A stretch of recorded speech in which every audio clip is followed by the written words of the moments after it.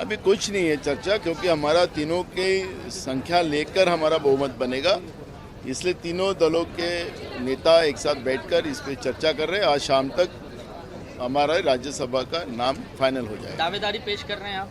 नहीं, वो तो सब चर्चा करके करेंगे। उसमें दावा अगर शरद पवार जी की पार्टी हो या उद्धव जी की पार्टी हो, अगर बोले कि कांग्रेस लड़े तो कांग्रेस का कैंडिडेट आएगा, लेकिन इस पर चर्चा चल रही है और चर्चा में जो भी निर्णय आएगा उसके आधार पर कल उसका फॉर्म भरा जाएगा।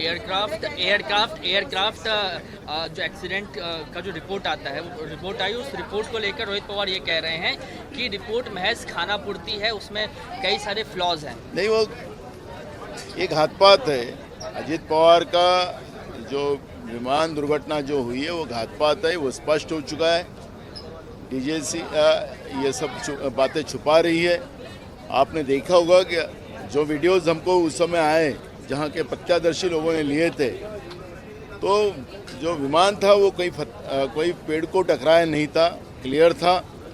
और जो जिस तरह से ये घटना हुई है, जिस तरह से छुपाने का काम केंद्र सरकार कर रही है, राज्य सरकार कर रही है, ये इसका मतलब ही ये घातपात है। क्यों नहीं एफआईआर दर्ज किया गया है? एक्सीडेंट हो गया है तो उसका एफआईआर क्यों दर्ज नहीं किया गया है? तो मुख्यमंत्री एक बता रहे कि हम लोग इंक्वायरी कर रहे हैं, तो फिर एफआईआर दर्ज क्यों नहीं किया? तो इसका मतलब ये है कि सरकार कुछ बात छुपा रही है।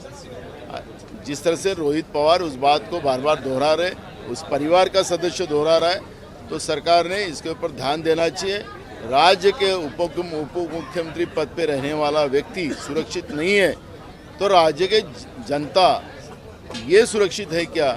ये प्रश्न इस मुझसे सामने आ रहा है। रोहित पवार की महाराष्ट्र में कोई सुन नहीं रहा है और इसीलिए अब जो विपक्ष के नेता हैं लोकसभा में राहुल गांधी, उनकी तरफ उनकी जो है उम्मीदें लगी हुई हैं। वो कह रहे हैं कि राहुल गांधी से मैं मिलूंगा, राहुल गांधी से विनती करूंगा कि लोकसभा में इस मुद्दे को उठाएं।